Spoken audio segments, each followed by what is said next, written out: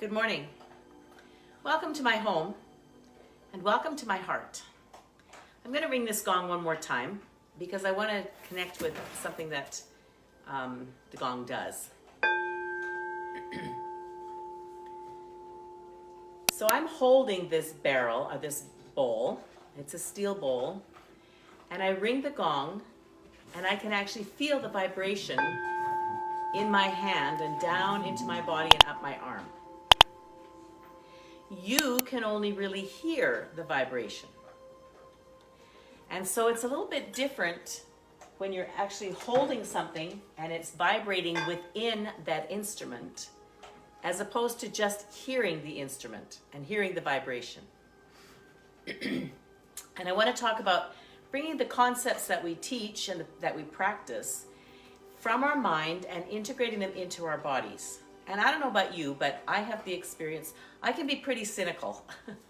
And I can also be pretty, what's the word I guess I want? Self-deprecating comes to mind. In that I can think, my mind wants to believe that that happens to other people and doesn't happen to me. And so I can keep some of these concepts in my head and this, but not allow them to be in my body and allow them to be used. I'm not sure exactly what that emotional or mental block is, but I'm starting to realize, I'm starting to find myself opening those doors and integrating more into my body, which is really, really exciting because I didn't even know that I was holding them out there in just my mind until I realized that I could integrate them into my body in a better way. And how am I doing this right now? And I've been practicing for 6 years, so be patient with yourself. If you're kind of at the spot of like, okay, I'm doing this, but I'm not really sure that I'm getting a result that I would like. So what's changing for me is consistency of practice. I'm consistently practicing, and I have, I'm doing my 100 days now, and I'm doing it instead of 10 minutes a day, I'm practicing for at least an hour a day. So that's a difference. The other thing that's a difference and that's made a difference to me is as I encounter myself with other people and in the world, as I encounter the contracting emotions and know that I cannot control other people, and also know that if I hold those contracting emotions in my body, that they're going to create illness in my body, I'm now starting to integrate my own connection to my master in how do I feel these emotions that I have, not let them get stuck in my body, move them through without having to control the other person. The dance of life, isn't it wonderful? Without holding the resentment, without holding the bitterness, without thinking about a way that I'm going to try and get back at things. And it's amazing because our mind will work this way because our mind is looking for an equality and a balance and understanding and wants to push back. But in this practice, I remember specifically Master Lin, in his book, Born a Healer, he talks about having lived through the Chinese Cultural Revolution. There were many times his family was on the verge of being murdered. He also knows of people that actually were murdered. He had experiences within his family and extended family where people were cold-bloodedly killed. Now that's very difficult to bounce back from. Master Lin had suicidal depression because of all of these catastrophic activities and these catastrophic events that happened to him and his family. And he had arthritis in his back and in his knees, and all of that is gone. And I remember him telling in the book about a time when he was working with one of the masters that he was working with, the Qigong masters, and they said, my puppies are playing, so you're going to hear stuff in the background. He said there came a point where they were inviting him into the process of forgiveness. Now, when you've seen your uncles or your aunts or your parents murdered, it's difficult to forgive that. That's a pretty big one. And so he said, I lined up all these people in my mind, and I looked at them and I thought, how can I forgive this? How can I forgive this? And so he took it a step back and he said, I pretend to forgive you. I pretend to forgive you. I pretend to forgive you. I pretend to forgive you. And as he was continuing to do that, and I'm not sure how much time, I don't think it was a one-time incident, but as we practice that forgiveness, and even pretend to forgive, we're in that moment. Our body and our mind only know in the moment. And so if we're saying, I pretend to forgive you, I forgive you in this moment, and we're feeling what's coming up underneath, and we're receiving that, as I said, I forgive you, I pretend to forgive you, I felt just a very gentle kind of a clenching in my stomach, and I noticed it. In the past, I would not have noticed it. I would have just kind of said, oh, push that away because I got to stay with the statement. Oh, I noticed it. It comes up and I can breathe into that little feeling of clenching in my stomach and breathe into that anxiety. And I can think about letting it go. One of the signature things about Spring Forest Qigong that's different than the other 10,000 practices of Qigong, and I don't know about the other 9,999, but what's different about the Spring Forest Qigong practice is that we call upon the energy of a master. And you decide who your master is. And we invite you to choose somebody who has very purified energy, who is very powerful, and has a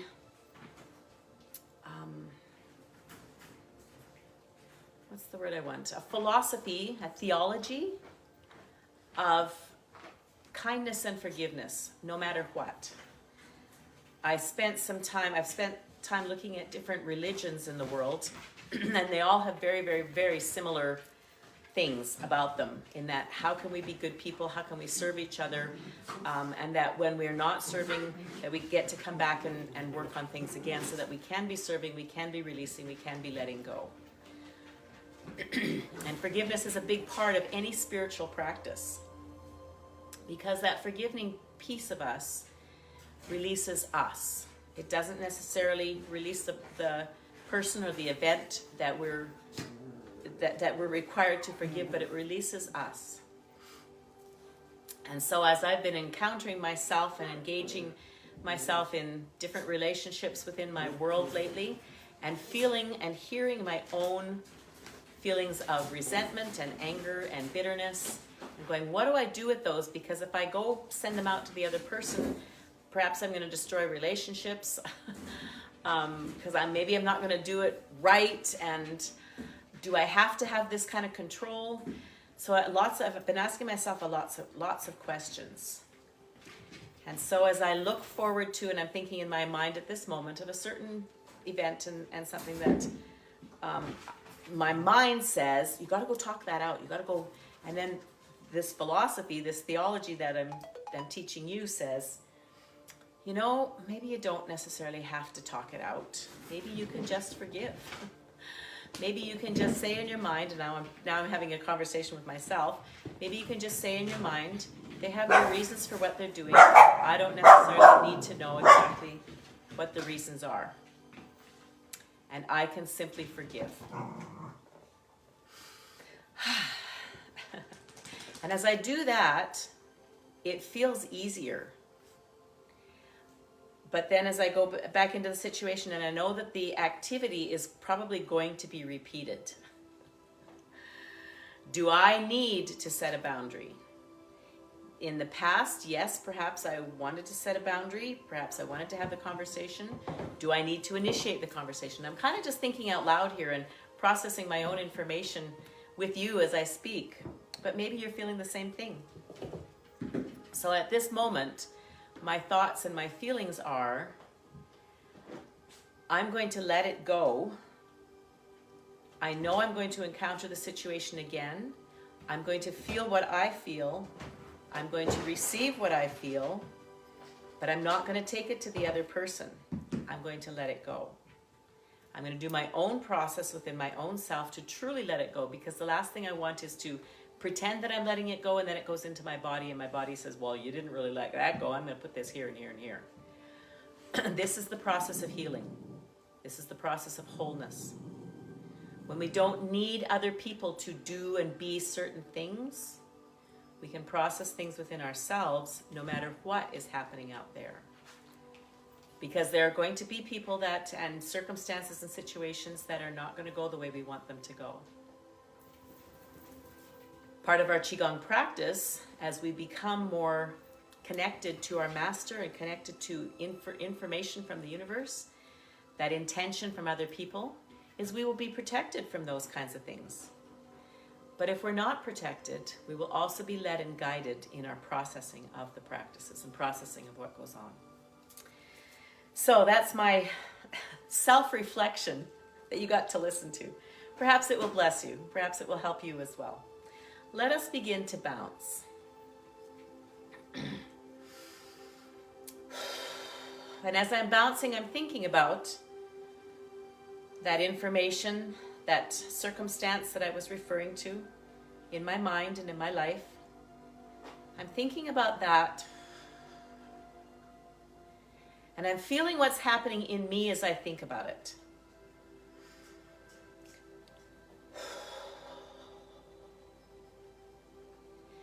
And I'm receiving and honoring the emotions that I feel regarding it as I think about it.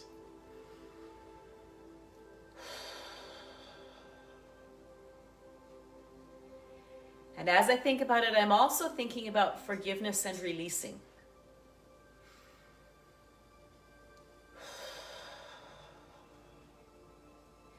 And I'm also thinking about sending love to that person and there's a couple of people involved because I don't know their circumstances.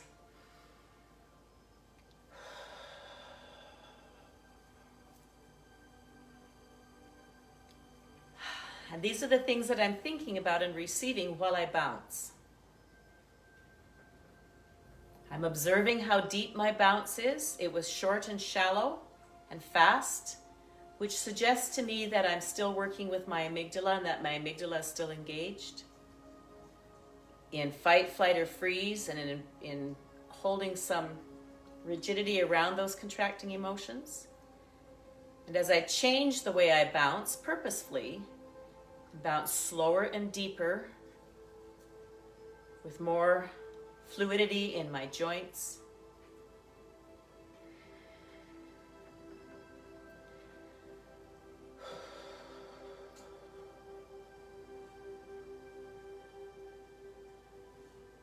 I feel more of a releasing. I see that I'm holding that person in my mind now, and I'm sending love to them. I'm sending kindness and forgiveness. I'm sending gratitude for the contributions that they've made to my life.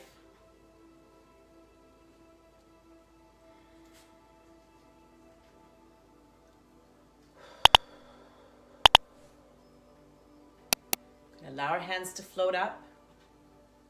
So this is how I'm applying my Qigong practice and Qigong philosophies to my daily life, to my inner life. And this is a big switch for me.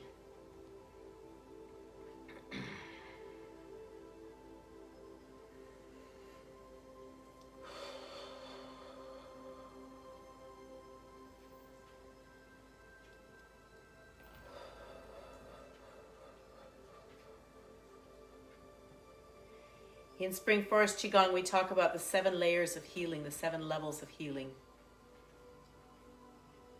I'm going to go review that information, and I'll share it with you too.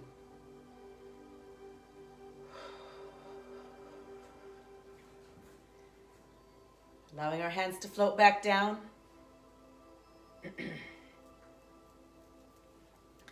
I'm going into a swivel, a nice, easy, relaxed time, recalling a memory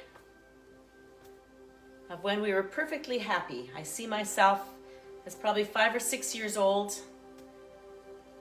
in my yard where I grew up in a small town in Manitoba, barefoot in the grass, in the summer, my brothers around me, friends around me, and we were just happy. We just played together. And as I recall that recollection and the feelings that come with that recollection, those are my healing code. Because there's peace there and there's bliss there, and I can come back to that. If you don't have a memory that you can go back to, you can create a memory. You can say to yourself, what would I feel like? What would be happening if I felt completely blissful with no cares at all in the world? It's probably a time when you're a child. So you can create that visualization. Make a movie. Make it perfect. Make it absolutely everything you wanted to have. And in that creation, you then create a healing code that our body knows. Because even in the movie, even if it is just a movie, our body only knows the moment.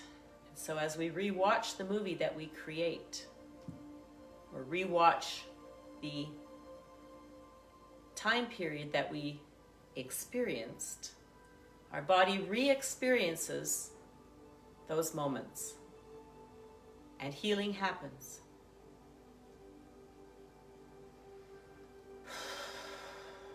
We're going to come into a quiet stillness off of an exhale.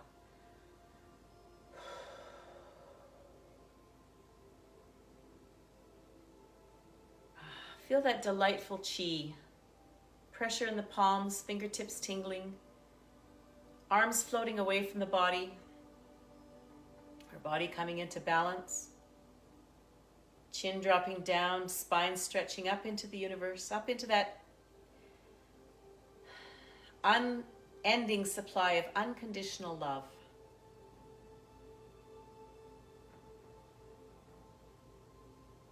And here, this position here is the beginning of the universe. Now we bring our hands to the lower dantian, and here we give the password. I am in the universe. The universe is in my body. The universe and I combine together as one.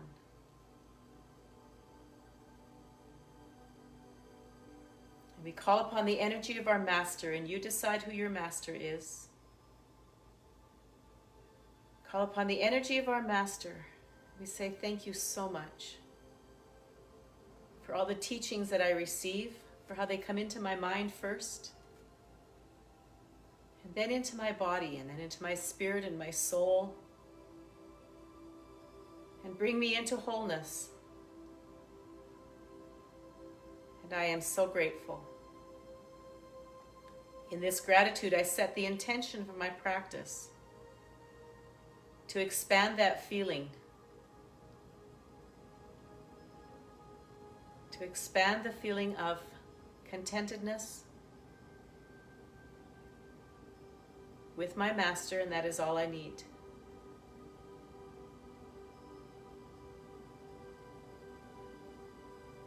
I came to this practice today not knowing which movement I would engage in and just wanting to be led. And it's the movement of contentment. So walk your right foot out to the right. Fingers are at the lower dantian. We shift our body weight to the left and breathe in. We shift our body weight to the right and breathe out. Body weight to the left and breathe in contentment.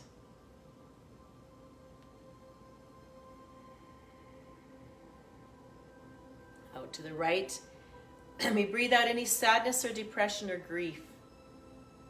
Breathe in contentment.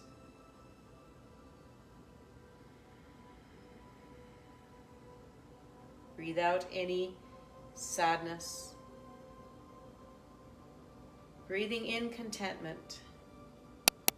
This movement to me always feels like I'm being rocked in the arms of perfect loving parents. I have everything I need. It comes from that empty space of the universe that is filled with unconditional love and all possibilities. As I sit in this empty space, rocking back and forth, I feel that connection to my master. And I feel the contentment of knowing that all my needs are met. My lungs heal.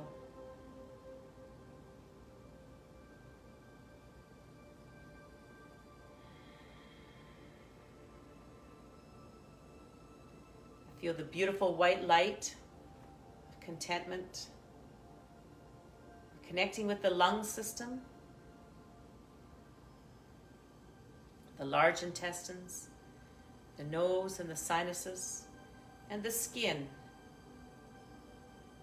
These are all elimination systems. As we let go of anything extra, anything that no longer belongs to us.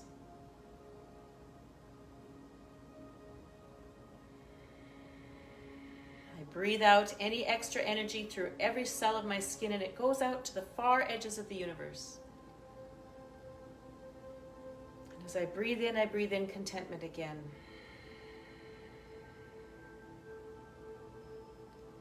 Release and let go, and let the winds take everything away that is not contentment.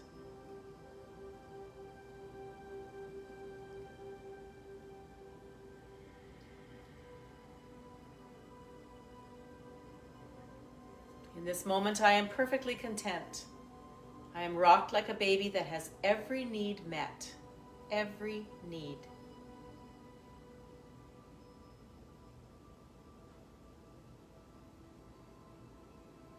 My parents look upon me with unconditional love and are 100,000% head over heels in love with me. They would do anything to give me appropriately everything I need to travel this earth.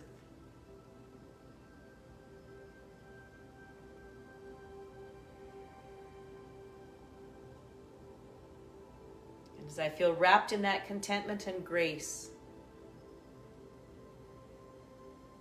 I release any sadness, any grief, any depression.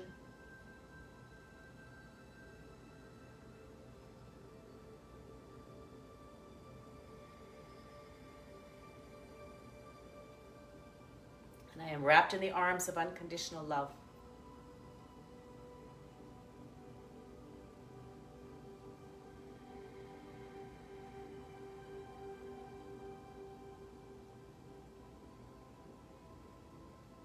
And I am content.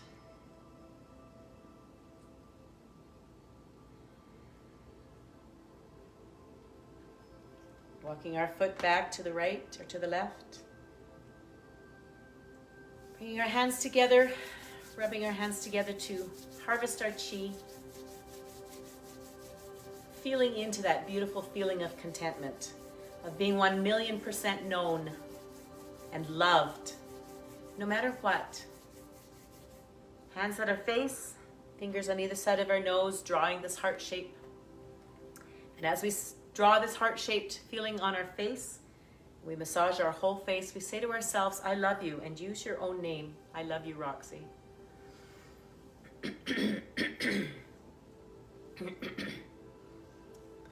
Beautiful contentment. Massaging our ears, just taking your fingers and unfolding your ears and giving a gentle tug.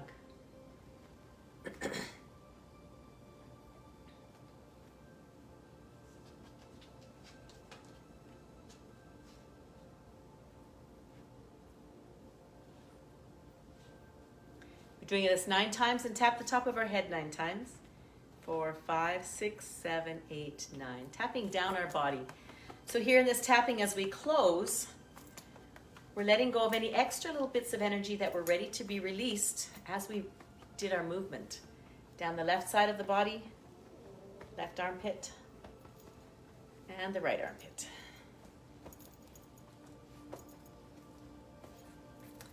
We're going to tap on our sacrum. These are soothing movements that bring our chi. Our chi was very expanded out into the universe, out connecting to our master. Tapping on our hips. Tapping into our groin.